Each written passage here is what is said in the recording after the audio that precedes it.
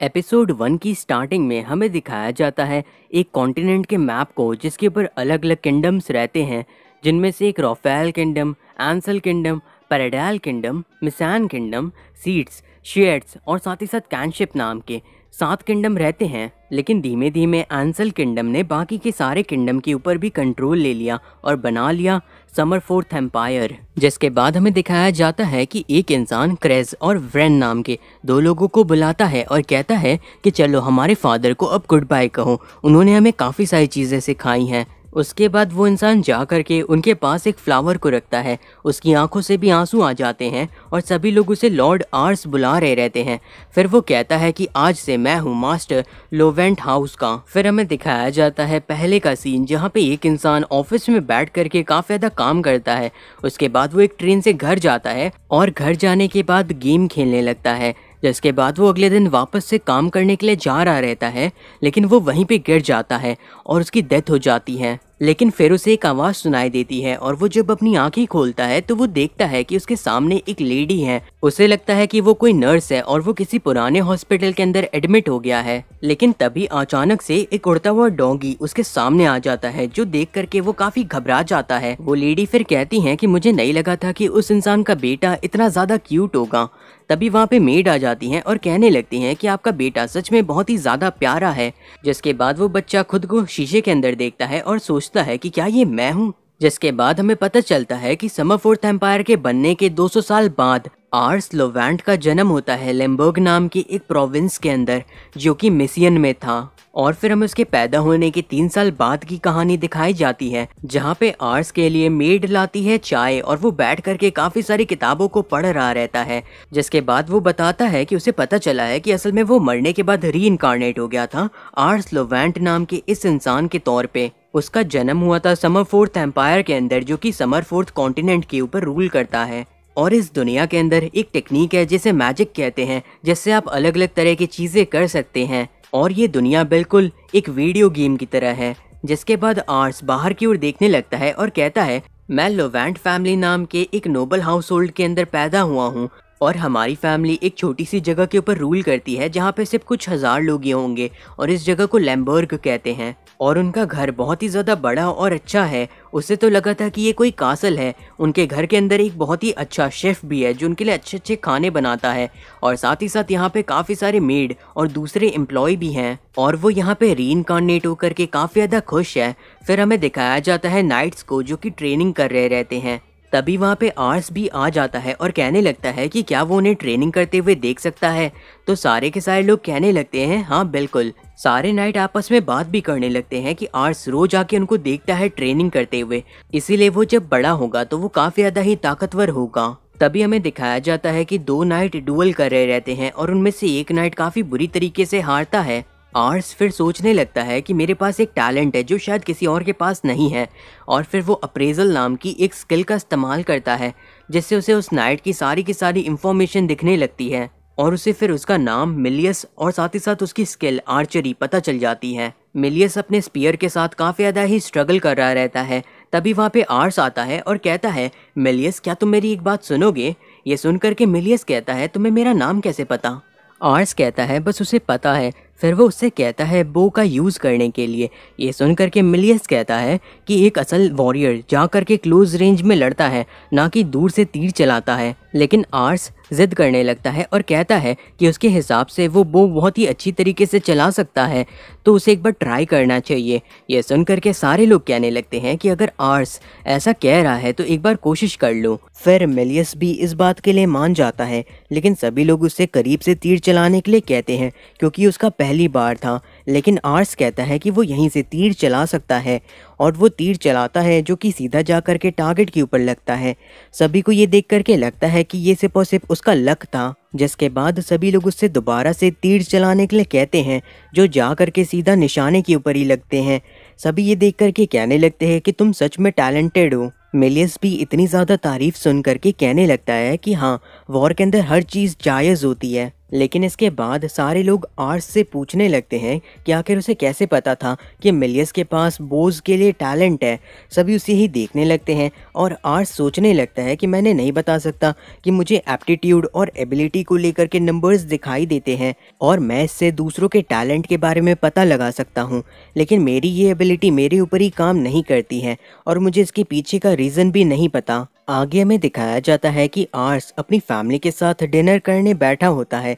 तभी उसके फादर कहने लगते हैं, आर्स, मैंने सुना कि तुमने मिलियस के टैलेंट को डिस्कवर कर लिया था। एक रूलर के लिए दूसरों की एबिलिटीज़ का पता लगा पाना बहुत ही ज़्यादा काम की चीज़ होती है। फिर आर्स अप्रेजल का इस्तेमाल करता है अपने फादर के ऊपर और उन्हें देखते हुए कहता है, ये मेरे फादर हैं। ये पहले एक फार्मर हुआ करते थे, लेकिन अपनी ताकत के बल पे ये एक नोबल बन गए और ये यहाँ के सबसे ज़्यादा ही ताकतवर स्वॉर्ड्समैन है। आर्स उनकी वो बात सुन करके सोचने लगता है कि हाँ, उन्हें बिल्कुल सही कहा, वो भी ज़रूर किसी न किसी दिन एक किंग बनेगा। जिसके बाद उसके फादर अपना खाना भी आर्स को दे देते हैं ताकि वो जल्दी खा करके बड़ा हो सके।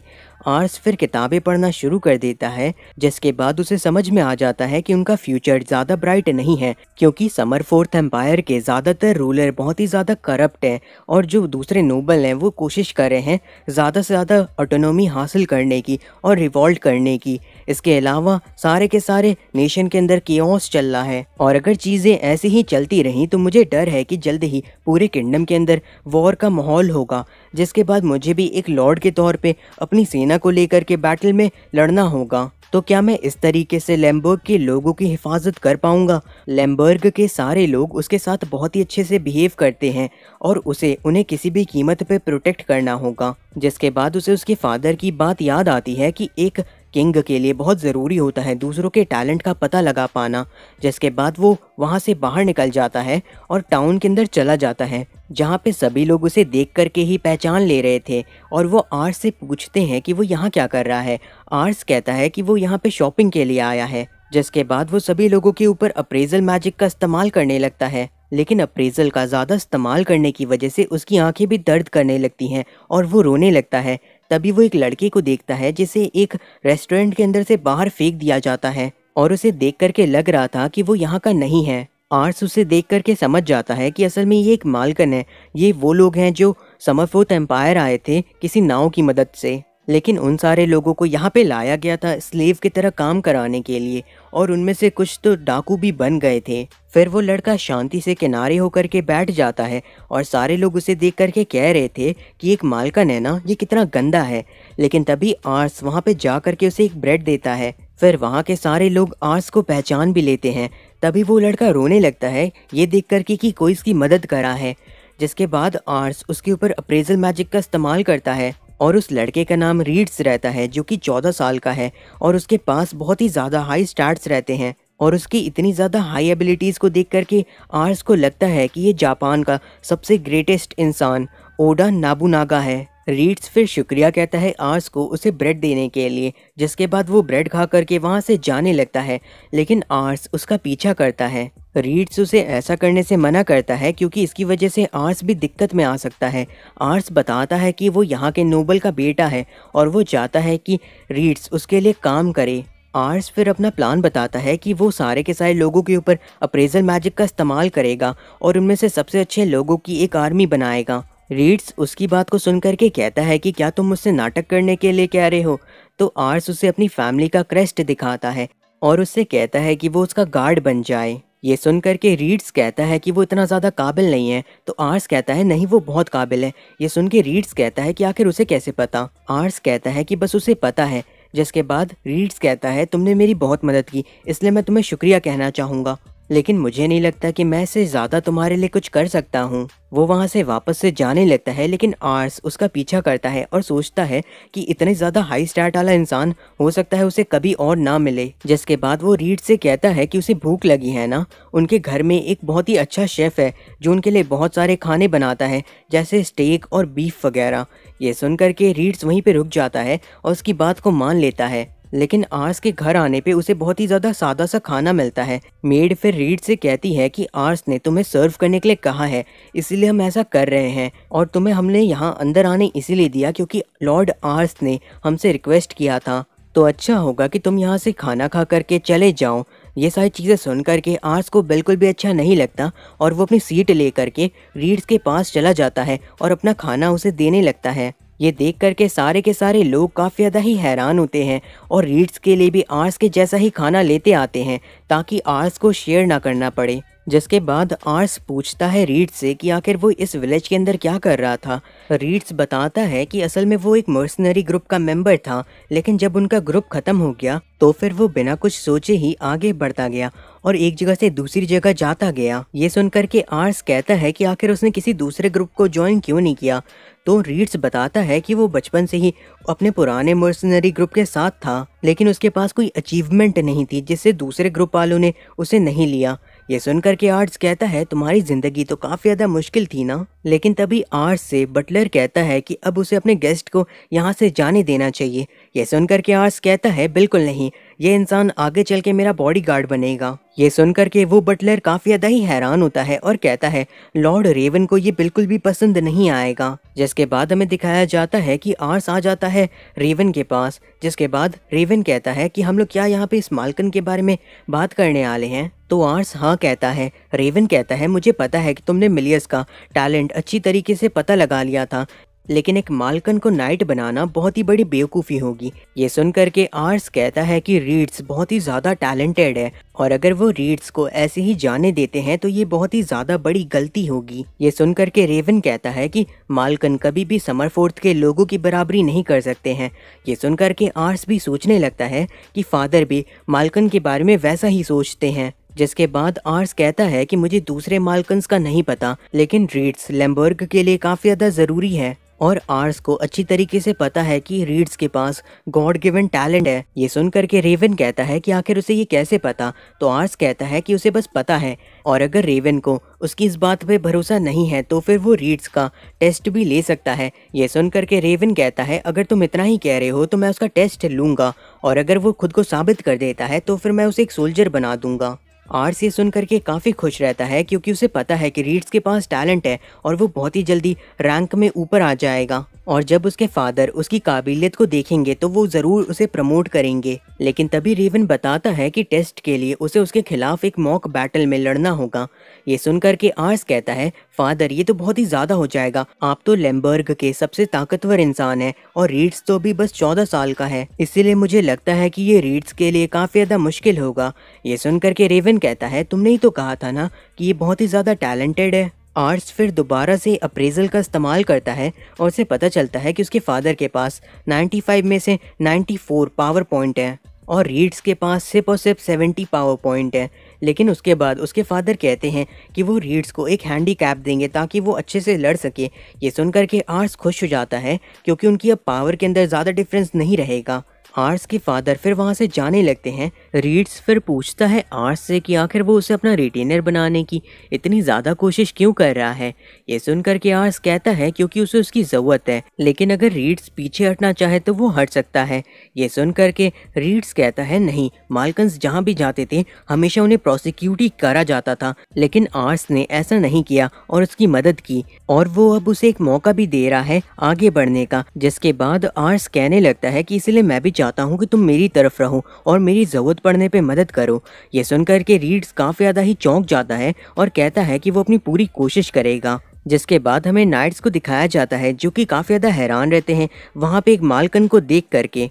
रेवन भी मिलियस से प्रैक्टिस स्वॉर्ड मांगते हैं ताकि वो लोग डुअल को शुरू कर सकें। रेवन रीड्स से कहते हैं कि अगर वो उन्हें एक बार भी मार देता है तो फिर वो जीत जाएगा। आर्स सोच रहा था कि फादर के स्टैट्स बहुत ही ज़्यादा हाई हैं, लेकिन जो रीड्स है उसके पास अभी भी एक चांस है क्योंकि बस उसे एक बार ही हिट करना है। रेवन फिर कहता है कि तुमने अभी तक मुझे अपना नाम नहीं बताया।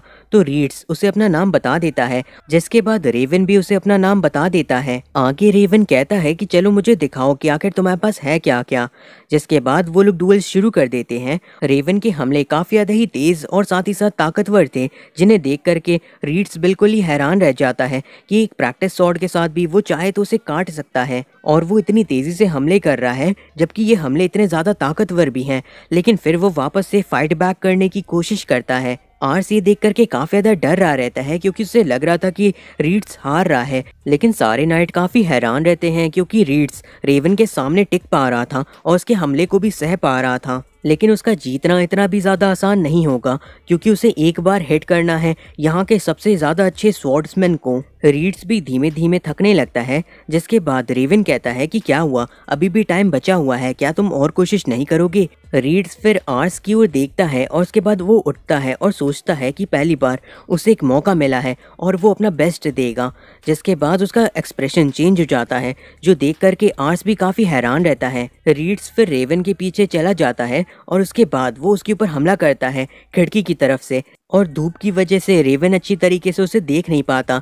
सारे लोग इस तरह की चीज़ को देख करके काफ़ी ज़्यादा हैरान होते हैं। रेवन फिर मुकाबले को रोकने के लिए कहता है, लेकिन अभी भी टाइम बचा हुआ था। किसी को भी समझ में नहीं आ रहा था कि आखिर रेवन डुएल को क्यों रुकवा रहे हैं। तभी वो देखते हैं कि रीड्स की स्वॉर्ड ने हल्का सा छुआ था रेवन को, जिसका मतलब है कि रीड्स जीत गया। सभी रीड्स की काबिलियत को देख करके काफ़ी ज़्यादा ही हैरान रहते हैं।